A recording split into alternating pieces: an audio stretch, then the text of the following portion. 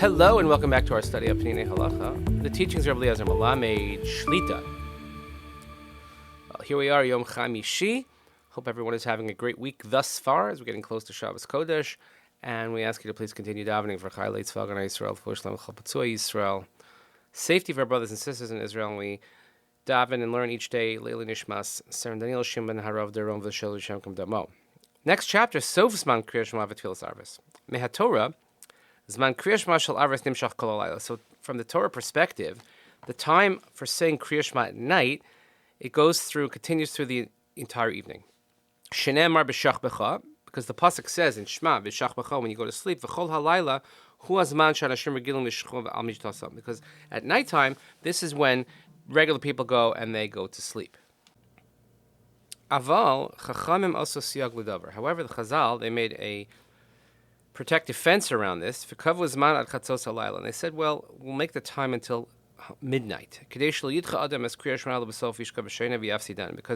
at least we give you an end time. We're worried that people will push it off and perhaps forget and miss out. However, in a case b'di'evet, if a person didn't read Kriya Shema and it was already midnight, you could still say Marv, the brachas of Kriya Shema until Amod HaShachar, Torah is Zman Kol Halayla, because technically speaking, the time is the entire night. If a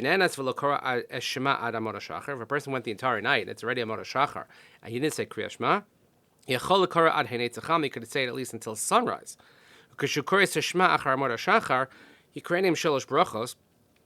And if you're saying it, it's already past Amod HaShachar, but it's not yet sunrise, so you could say it with the three brachas. But you shouldn't say the final bracha of Hashkivenu. Because you can't say Hashkivenu when I go down to sleep, when it's already Amod HaShachar, when it's time to wake up. You shouldn't say the rest of Marav either after Amod HaShachar, because it's a nighttime prayer of Achar Amod HaShachar for his Chal Yom, and after Amod HaShachar already is the daytime. More in the notes here, note number 9, one should look at. Ideally, one should say Shema and daven Marav as soon as Tzeitzei Kochavim comes, because we have this principle that we try to perform mitzvahs with alacrity as soon as they become available.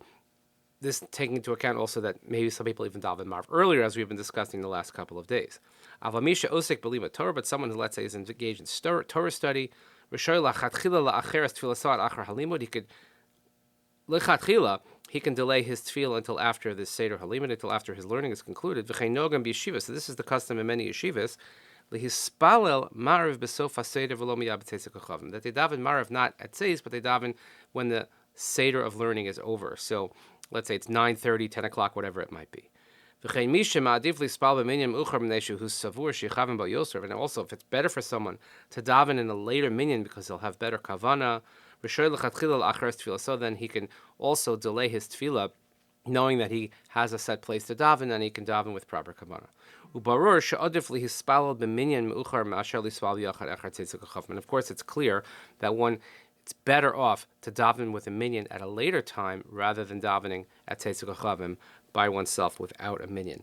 We always have these questions, minyan versus no minyan, time versus no time, so we have to look and evaluate the values of each one and then see which one is adif, which one is better. But of course, we have to make sure that we remember to daven Marav. So that's always the best thing, is to go to shul, and you'll daven when the shul davens, and you will have that taken care of. So we've taken care of our learning for today.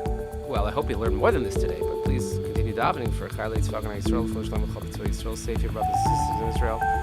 Nishmat Seren Daniel Shimon ben Harav Deron V'Shel Shem Kam Damo. Thank you so much for joining us.